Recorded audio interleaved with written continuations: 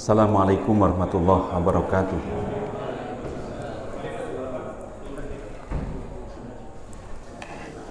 Alhamdulillah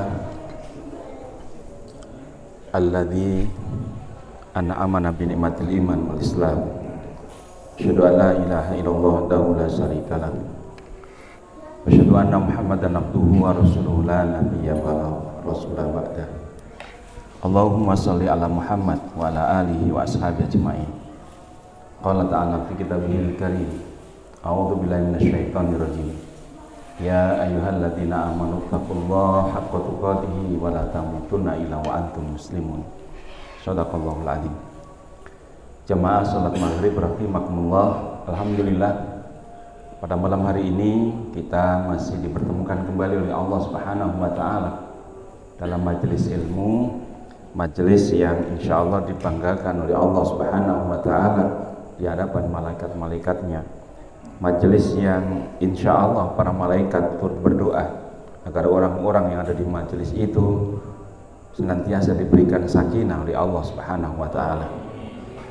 Dan kita berdoa mudah-mudahan apa yang kita kaji kali ini bermanfaat. Amin. Bapak, Ibu, dan saudara sekalian, kita awali dengan baca basmalah. Bismillahirrahmanirrahim. Pada malam ini kita akan meneruskan apa yang sudah kita kaji beberapa kali pertemuan tiap malam Jumat, yaitu persoalan hati, di mana pekan yang lalu kita telah membahas masalah ujub. Sebelumnya kita bahas masalah sombong dan riya, dan kita ketahui bahwa sungguhnya ujub, riya, dan sombong adalah penyakit yang sangat berbahaya, penyakit hati yang sangat berbahaya. Dan kita sebagai orang-orang mukmin tentunya kita berharap hati kita bersih, hati kita tidak terkena penyakit itu. Karena sesungguhnya sering saya katakan bahwa kemuliaan seseorang itu karena hatinya, ya, kemuliaan seseorang itu karena hatinya. Kalau hatinya bersih, insya Allah dia mulia. Demikian pula sebaliknya.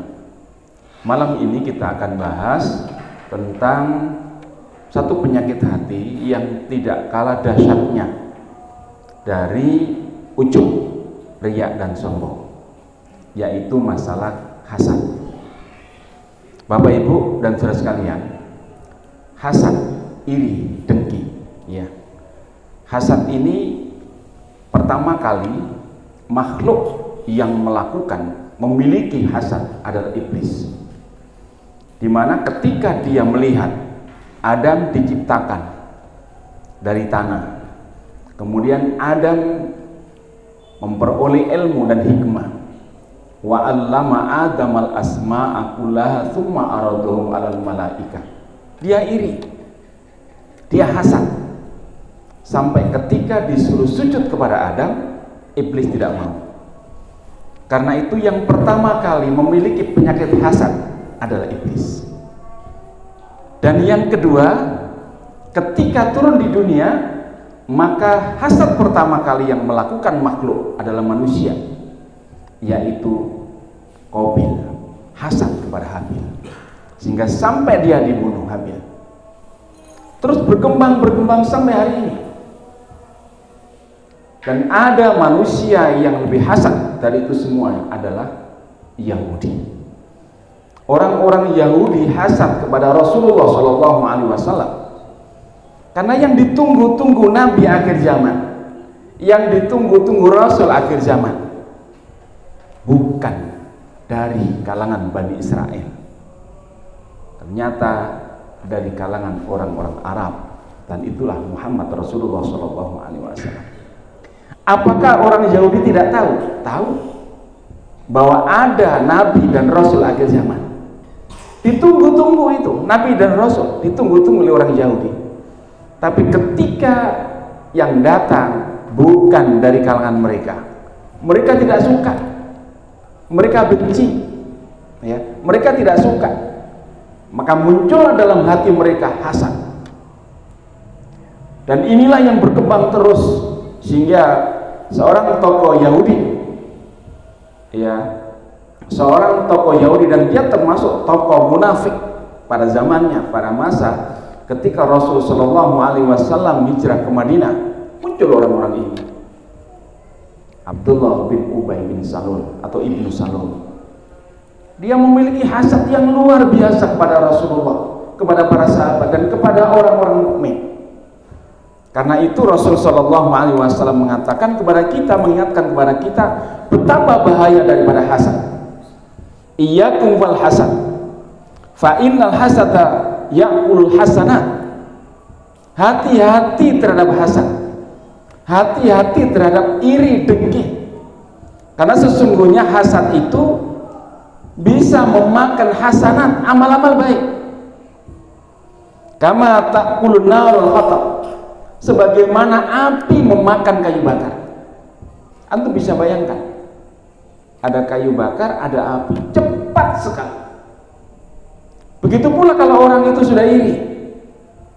Orang kalau sudah iri, dilanjut dengan dengki, ya, tidak suka. Nah, biasanya orang iri ini selevel, Pak. Tukang beca iri dengan tukang beca. Kono kok laris, aku gak laris, gitu ya. Pedagang dengan pedagang. Apalagi petani dengan petani, nelayan dengan nelayan, tetangga dengan tetangga. Ahli ilmu hasad dengan ahli ilmu, bahaya itu, Pak.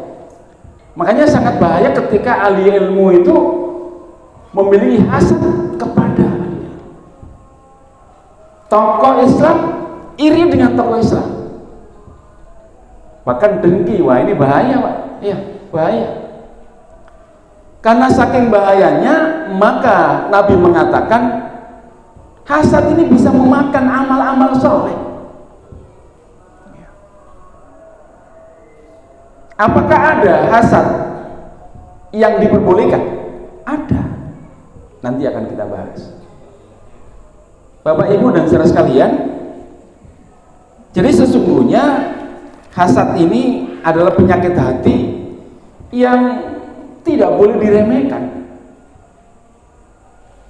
Apa artinya amal-amal yang sudah kita tumpuk, kemudian kita memiliki hasad, iri? Karena sesungguhnya bahaya yang ditimbulkan daripada hasad itu cukup besar. Ibnu Taimiyah mengatakan, apa itu hasad? Hasad adalah sikap tidak suka terhadap nikmat yang Allah berikan kepada hamba, kepada saudara kita yang cukup, itu disebut hasad. Walaupun hasad ini iri kepada temannya ketika dapat nikmat dari Allah dan dia kepingin nikmat itu hilang darinya. Ada yang seperti itu, bahkan dia ingin menghancurkan orang itu. Ini lebih jahat lagi. Tapi ketika kita iri kepada seseorang hamba yang diberi nikmat, itu kata Ibnu Taimiyah sudah cukup, itu disebut hasad. Oh ya, antum kan nggak pernah kan nonton potongannya kayak gini, kayaknya nggak pernah nggak hasad. Maksud saya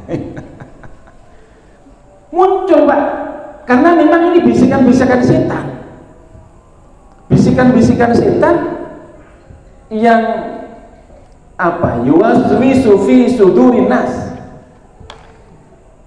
sering menghembuskan dalam hati kita iri. Ada bahaya daripada hasad ini, diantaranya yang pertama, kalau seseorang itu sudah hasad, berarti dia membenci nikmat yang Allah berikan kepada hambanya. Padahal apapun yang Allah berikan kepada hamba itu tidak lebih daripada takdir.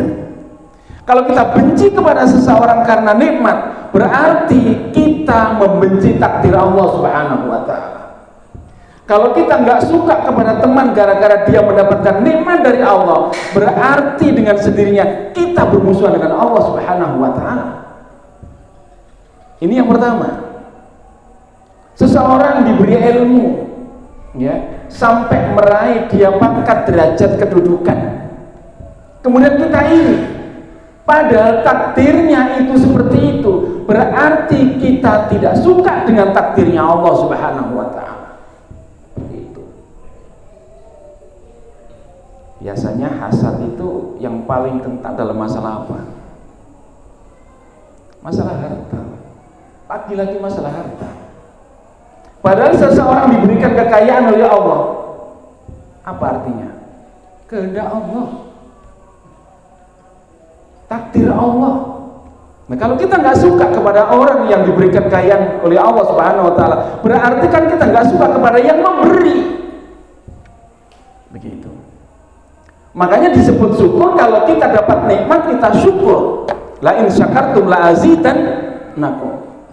Termasuk di antara syukur adalah ketika saudara kita dapat nikmat, ya, kemudian kita ikut bersyukur. Alhamdulillah, saudara kami diberi nikmat, diberi rezeki oleh Allah. Ya Allah, jadikanlah rezeki itu menjadi bagian keberkahan baginya. Jenengan dapat pahala kalau begitu. Ya. Yang kedua, hasad ini akan menghapus kebaikan.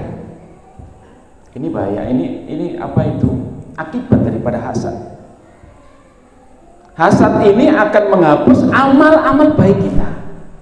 Amal yang sudah kita tumpuk, amal puasa, amal sedekah, amal beri makan, amal sholat, amal ibadah-ibadah yang lain.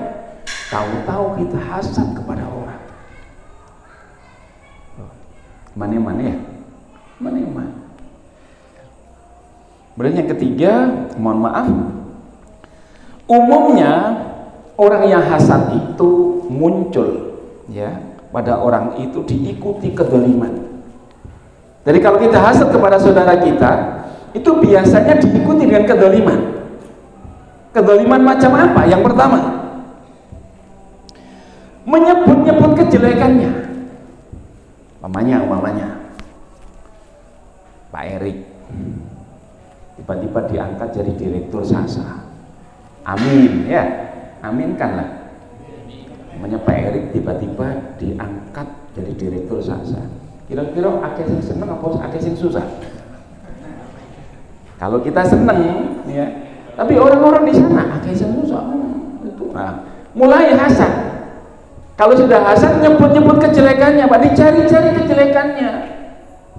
Pak Erik itu begini, nggak nemu, ya. Nggak nemu kejelekannya, Pak. Akhirnya yang kedua, mengajak orang lain untuk membencinya. Loh, ngajak orang lain untuk membencinya. Oh boy, wong tas diangkat jadi pimpinan. Sampeyan lho, berpuluh-puluh tahun mungkin kan meniyong iki. Iku dilu ae saiki dadi pimpinan. Sampai pensiun yo sampe yo ngene iki. Oh, ngono Pak. Kayaknya diajak dia untuk membenci Pak Erik. Ya. Inilah kezaliman. Kemudian kezaliman yang ketiga adalah merendahkan kehormatannya. Ya. Makanya hati-hati. Inilah yang sesungguhnya kezaliman muncul akhirnya amal-amal kita. Atadruna man muflis, kata Nabi SAW kepada sahabatnya, wahai sahabat-sahabatku, apakah kamu tahu siapakah di antara mereka yang buntung? Buntung itu apa? Bangkrut, ya. Yang orang yang bangkrut itu yang nggak punya dirham, nggak punya dinar, ya Rasul. Bukan itu, di akhirat nggak ada itu. Di akhirat nggak ada dinar dan dirham, nggak ada.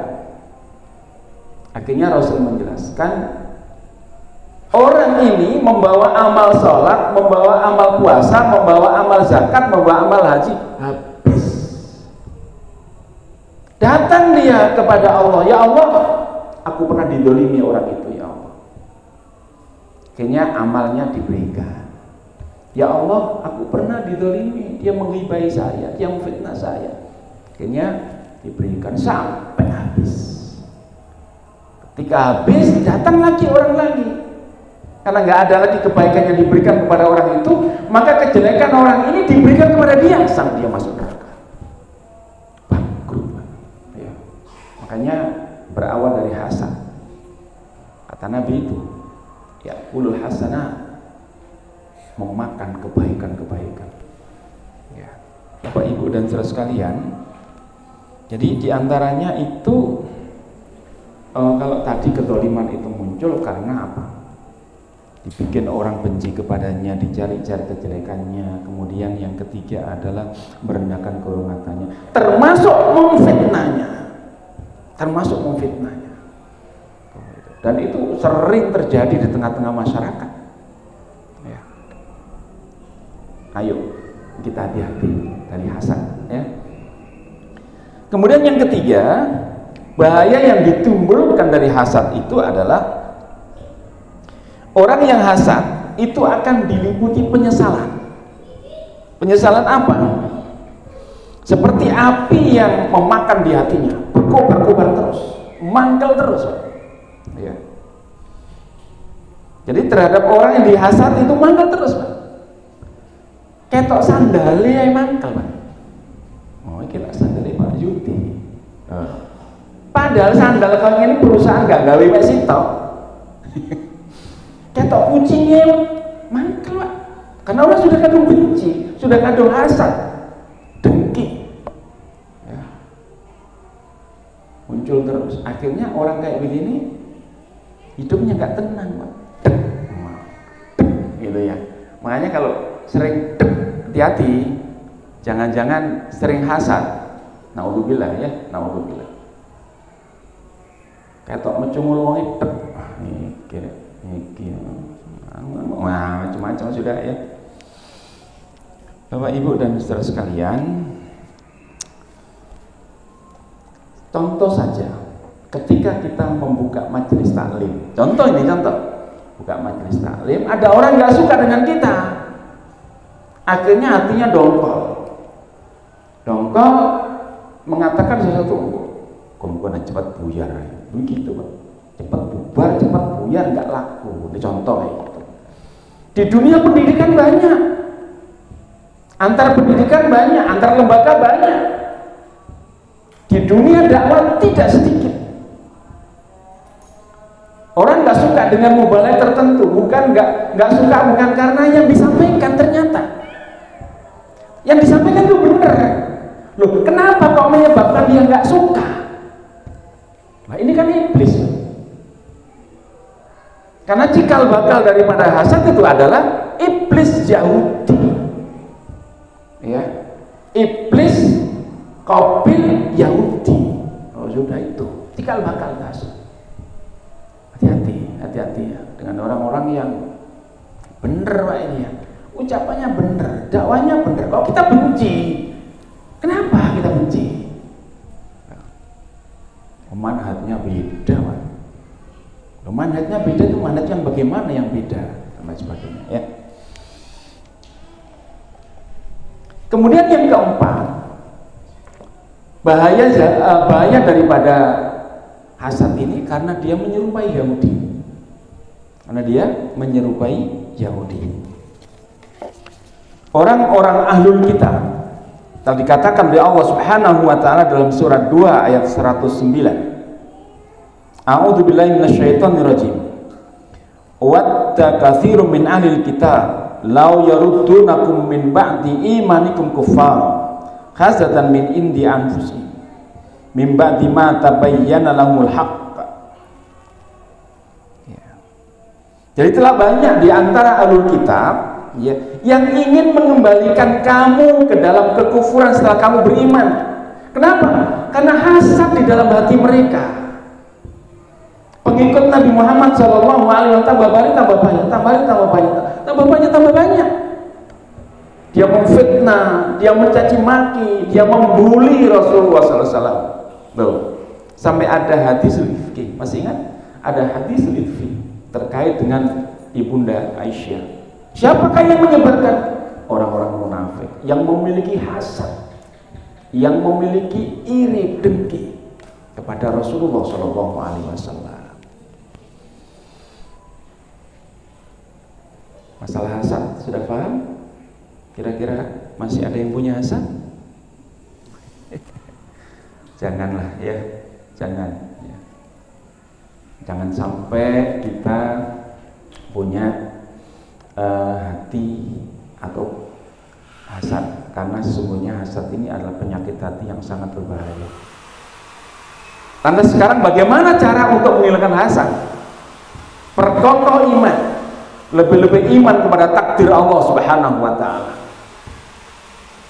Karena ketika kita hasad kepada saudara kita, berarti kita apa?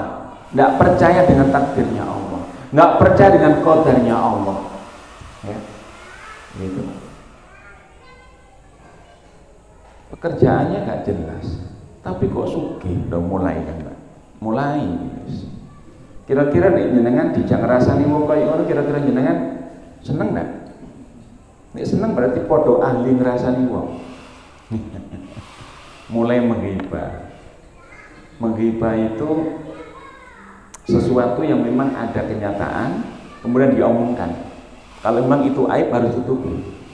Akhirnya muncul fitnah. Fitnah itu sesuatu yang tidak ada pada kenyataan, ditambah-tambahi, nah ini jadi fitnah, ya. Jadi ayo kita serukan kemana-mana, kita serukan kepada jamaah kita, jangan sampai jamaah itu memiliki hasad, karena percuma, ya. Kita beribadah tapi ada hasad di hati. Bapak Ibu dan saudara sekalian, nah, yang dilarang hasad yang seperti itu tadi. Jadi iri kepada nikmat yang Allah berikan kepada hambanya. Suatu ketika dalam sebuah hadis yang diriwayatkan oleh Ibnu Abi Syaibah, Nabi Musa alaihissalam pernah melihat di arsy-Nya Allah itu bergelantungan hamba Allah. Loh, kaget dia. Kok ada hamba yang bergelantungan di arsy-Nya Allah? Akhirnya dia bertanya kepada Allah, siapa mereka ya Allah? Maka Allah mengatakan, dia adalah hambaku yang soleh. Siapakah nama mereka itu ya Allah? Allah tidak menyebutkan namanya. Bagaimana ciri-ciri mereka itu ya Allah? Mereka adalah orang yang tidak pernah iri terhadap nikmat yang aku berikan kepada hamba yang baik. Coba. Kalau sudah dia di sekitar arsy-Nya Allah, kalau dia berada bergelantungan di arsy-Nya Allah, mulianya orang itu, ya, mulia orang itu. Dan Allah mengangkat derajat orang kayak gini karena dia tidak memiliki rasa iri kepada saudara-saudaranya yang lain. Artinya iri yang jelek, karena ada iri yang dipermuliakan, ada. Ya. Dan ini satu riwayat yang cukup viral, cukup sering kita dengarkan, bagaimana Rasulullah SAW ketika menyebut seorang sahabat, ketika Rasul berada di sekitar para sahabat, sebentar lagi akan datang hamba Allah ahli surga yang datang dari arah sana. Ternyata datang, dia sahabat Ansor. Dia habis wudu mau masuk masjid, ya. Kemudian besok lagi di waktu yang sama, sebentar lagi akan datang ahli surga dari arah sana. Orang yang kemarin itu sampai 3 hari, sampai 3 kali Rasul mengatakan kayak gitu. Dan orang itu juga seorang sahabat akhirnya datang kepada orang yang oleh Rasulullah SAW sudah disampaikan di ahli surga.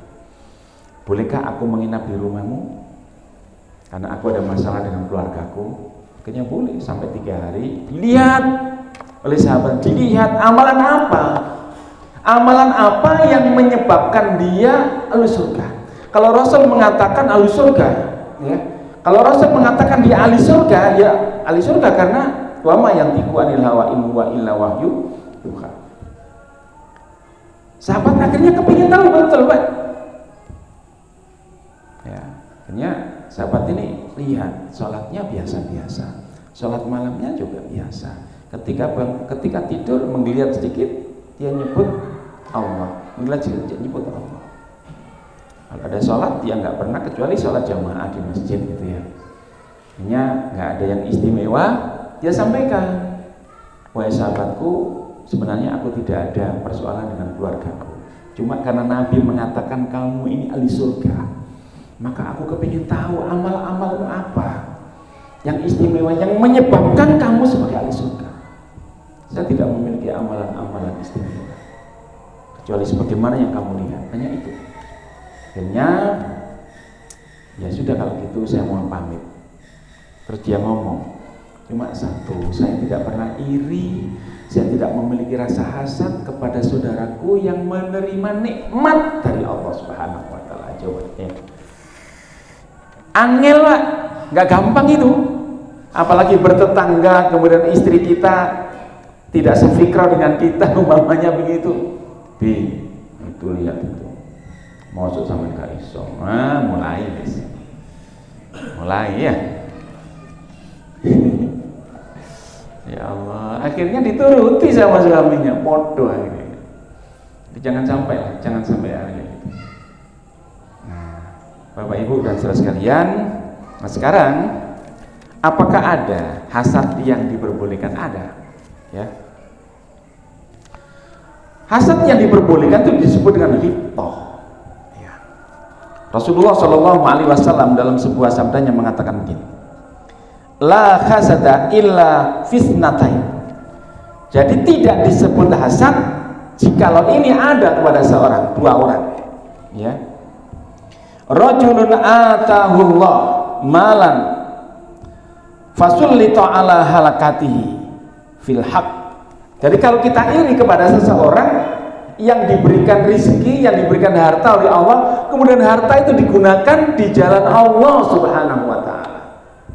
Iri kepada orang yang satu ini itu enggak masalah. Aku ingin ya Allah, aku ingin seperti dia. Engkau berikan harta, kemudian hartanya digunakan untuk jihad fi sabilillah. Hartanya digunakan untuk li'ila'i kalimatillah. Hartanya digunakan untuk bersedekah. Iri seperti itu boleh. Ya. Kemudian yang kedua adalah wa rajulun atahullah al-hikmah fawa yaqdi biha wa yu'allimuha. Iri kepada seseorang yang diberikan hikmah, kemudian dengan hikmah itu dia laksanakan dan dia ajarkan. Dalam riwayat yang lain, dia diberi kefahaman tentang Al-Quran, kemudian Al-Quran dilaksanakan dan diajarkan kepada yang lain. Iri kepada orang kayak gini boleh. Iri kepada orang yang istiqomah, iri kepada orang yang alim, iri kepada orang yang paham, iri kepada orang yang ajak ibadahnya kepada Allah, boleh, Pak. Iri yang semacam ini tidak menimbulkan itu tadi, tidak menimbulkan kedoliman sama sekali. Oh, yang diri ini mesti HP kok. Aku kepingin aku bisa jadi imam kayak Ustaz Soleh. Aku kepingin jadi imam kayak Ustaz Ali Maki. Contoh kayak gitu. Boleh Pak, iri kayak gitu. Wis tuwek kok ngene sok ngapalno Quran apa ora iku wis apal, nah gitu. Iri kayak gitu boleh. Boleh. Bapak Ibu dan saudara sekalian, jadi inilah hasad yang terpuji. Inilah ghibthah atau hasad yang terpuji. Boleh. Karena itu Bapak Ibu dan saudara sekalian, ayo kita tumbuhkan, ayo kita kembangkan. Jangan sampai kita memiliki iri dengki yang lanjut. Jangan lihat rusaknya masyarakat, rusaknya tatanan masyarakat. Ini disebabkan apa? Iri. Ya. Jangan sampai orang itu iri karena kekayaan yang kita terima dari Allah. Gimana caranya? Jangan sampai orang itu iri kepada kita, hasad kepada kita gara-gara masalah dunia yang kita pertontonkan kepada mereka. Bagaimana? Jangan sampai mereka itu hasad kepada kita, dengki kepada kita, akhirnya nggak suka sama sekali kepada kita terhadap nikmat yang Allah berikan kepada kita. Contoh, ada seseorang yang belum dikarunia keturunan oleh Allah, maaf ya, sudah nikah 5-10 tahun belum dikarunia keturunan. kita ngomong dengan dia seenaknya sendiri. Oh, anak saya ini alhamdulillah ada 5. Yang satu hafal Quran, yang satu kuliah di sini, yang satu kerja di sini. Ini kan nikmat Allah, Pak. Kita berikan, kita sampaikan kepada orang yang belum dikaruniai keturunan sama Allah. Terus gimana kira-kira? Ayo. Berarti kita nggak menjaga perasaannya. Ya. Kalau nggak ditanya, ya jangan ngomong. Makanya kita harus tahu dengan siapa kita berbicara. Kita ngomong uang saya ada di sini, alhamdulillah selama ini saya nggak pernah kekurangan. Alhamdulillah nikmat Allah, ini benar-benar nikmat Allah juga. Alhamdulillah nikmat Allah sampai hari ini saya nggak pernah sakit, nggak pernah ke rumah sakit, saya nggak pernah kekurangan. Ya, sama uangnya banyak tak taruh di sini, tak taruh di sini. Kepada orang yang dia omongin, kepada orang yang banyak utangnya, kira-kira gimana? Kurang ajar nih. Itu tambah menimbulkan hasad, tambah menimbulkan kebencian. Ya Allah.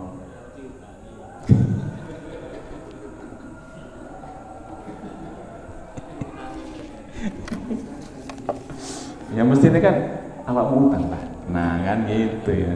Ini kepengen utang, nggak usah nambah, usah tak kasih, nggak usah nyaur wis, pepek. Nah gitu. Rasulullah Shallallahu Alaihi Wasallam mengingatkan kepada kita, tabba ilaikum daul umam qablakum.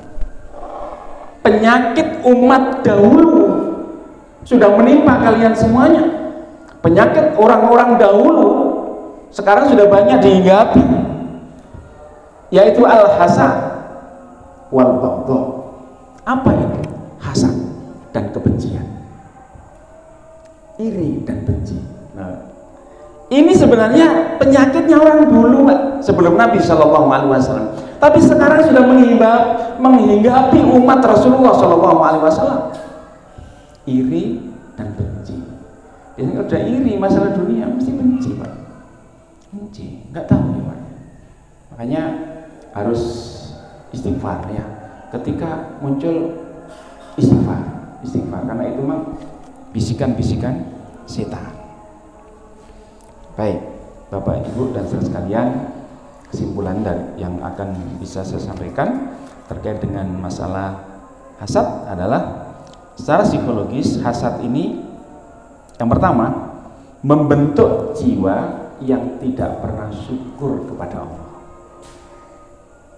Siapa saja yang memiliki hasad dalam hatinya, itu sama dengan dia tidak pernah syukur kepada Allah, kufur nikmat terus. Padahal ketika kita iri kepada saudara kita yang menerima kenikmatan, di saat yang sama dia ini loh sudah dapat nikmat dari Allah, cuma dia nggak merasakan nikmat yang Allah berikan kepada dia. Yang kedua, orang yang hasad secara psikis itu dia tertekan batinnya, sakit batinnya, sakit terus-menerus.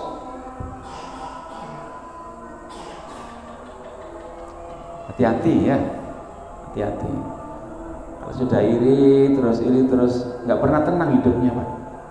Hanya orang yang tenang adalah orang yang mensyukuri nikmat. Orang yang mensyukuri nikmat adalah orang yang tahu bahwa takdirnya Allah, dia rela ridho dengan takdirnya Allah. Ya. Yang ketiga, secara psikis, ya, orang yang hasad itu akan menimbulkan ghibah, fitnah, namimah dan seterusnya. Ya. Kemudian yang keempat, orang yang biasa hasad itu akan menimbulkan kebencian dan permusuhan. Ya, inilah beberapa hal yang perlu saya sampaikan. Ayo hati-hati, jangan sampai ada hasad di dalam diri kita. Ya, karena ini penyakit hati yang mudah menghinggapi setiap orang Islam. Jangan sampai kita memiliki hasad yang itu bisa menghapus amal-amal sholat kita. Wallahu a'lam bishawab.